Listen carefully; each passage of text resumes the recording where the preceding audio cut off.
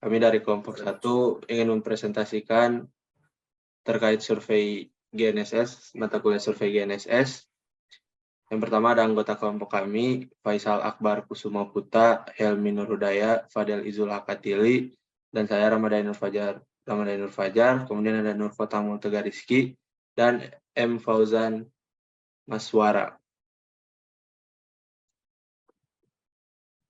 Berikutnya akan disampaikan oleh rekan saya untuk Nurkota Multegar. Dipersilahkan. Bismillahirrahmanirrahim. Di sini ada GPS handheld. GPS handheld adalah perangkat elektronik portable yang dilengkapi dengan penerimaan GPS Global Positioning System. Biasanya GPS handheld juga dapat digunakan dalam berbagai macam kegiatan seperti navigasi di jalan raya, hiking, camping, dan kegiatan luar ruangan lainnya. Jadi GPS handheld ini sangat memungkinkan sekali buat dibawa kemana-mana karena bentuknya yang sangat kecil. Oke, bisa dilanjut selanjutnya.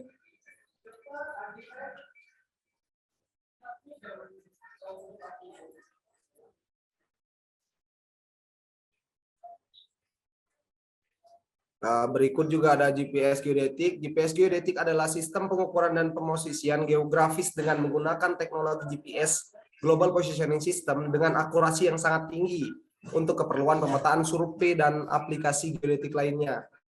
GPS geodetik memanfaatkan sinyal GPS dari satelit dan dilengkapi dengan perangkat lunak yang canggih untuk menghitung dan menentukan koordinat titik-titik di permukaan bumi dengan akurasi hingga beberapa milimeter. Oke.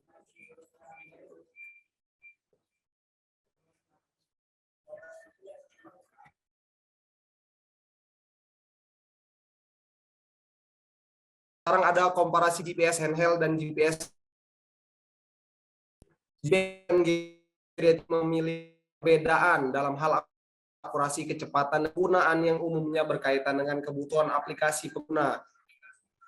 Berikut adalah komparasinya. Dari akurasi GPS geodetik memiliki akurasi yang jauh lebih tinggi daripada GPS handheld.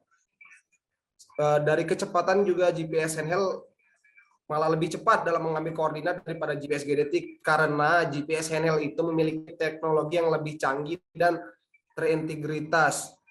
Terus penggunaan GPS handheld biasanya digunakan untuk kegiatan sehari-hari yang membutuhkan informasi posisi dan navigasi seperti hiking, berkendara, atau perjalanan rekreasi lainnya. Oke. Lanjut.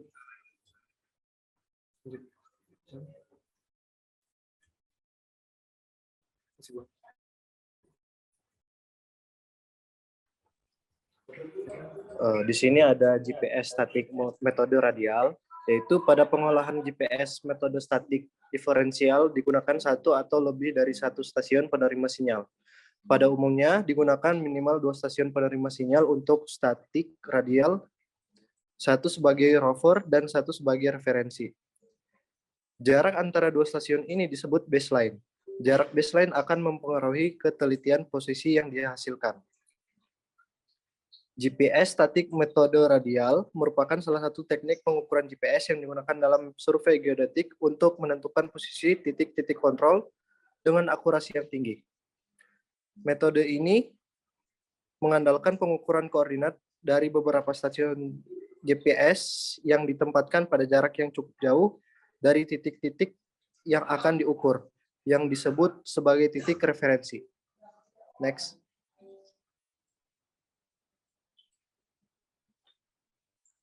Selanjutnya ada GPS statik metode jaring. GPS statik metode jaring atau network static merupakan teknik pengukuran GPS yang umum digunakan dalam survei geodetik untuk menentukan posisi titik-titik kontrol dengan akurasi yang tinggi. Metode ini menggunakan beberapa stasiun GPS yang ditempatkan pada titik-titik yang terdistribusi di seluruh area pengukuran dan dilakukan pada periode waktu yang relatif singkat. Dalam metode ini, titik-titik yang diukur dihubungkan dalam suatu jaringan yang disebut sebagai network.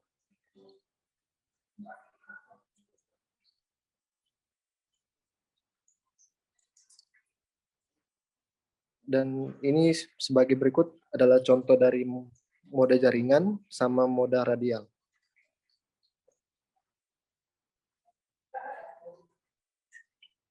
Selanjutnya akan dilanjutkan oleh rekan saya.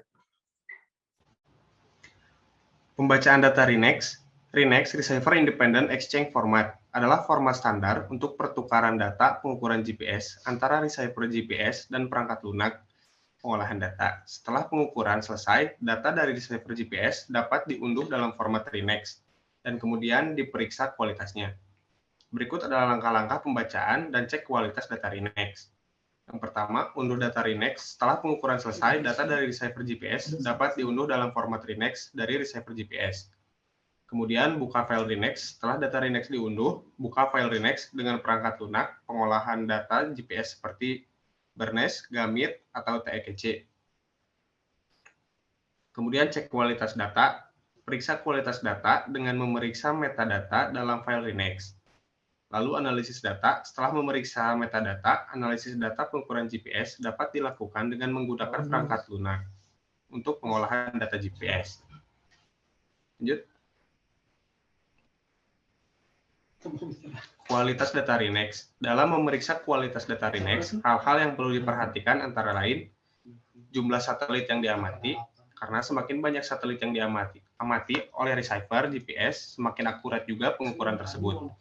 Kemudian geometri satelit. Geometri satelit dapat mempengaruhi akurasi pengukuran GPS. Idealnya satelit yang harus terdistribusi dengan baik di langit untuk memberikan geometri yang baik. Faktor koreksi. Faktor koreksi seperti koreksi ionosfer dan troposfer dapat mempengaruhi akurasi pengukuran GPS. Periksa apakah faktor koreksi sudah diterapkan dengan benar pada data pengukuran GPS. Yang terakhir, kesalahan pengukuran. Periksa kesalahan pengukuran dalam data RENEX dan pastikan tidak ada kesalahan yang signifikan dalam pengukuran.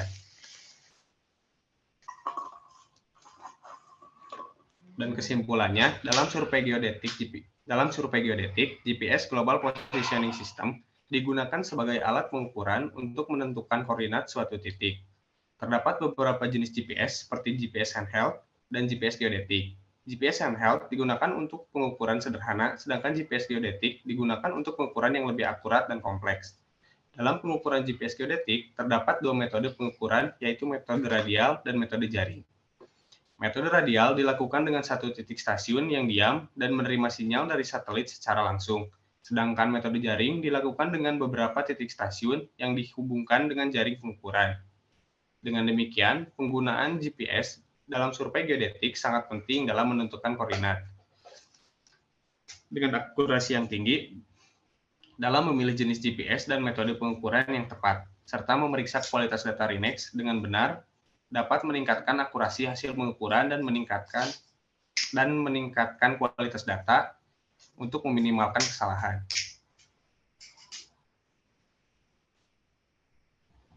Baik, kiranya itu saja dari kelompok 1. Mohon maaf apabila ada salah kata. Kami dari kelompok 1 pamit undur diri. Wassalamualaikum warahmatullahi wabarakatuh.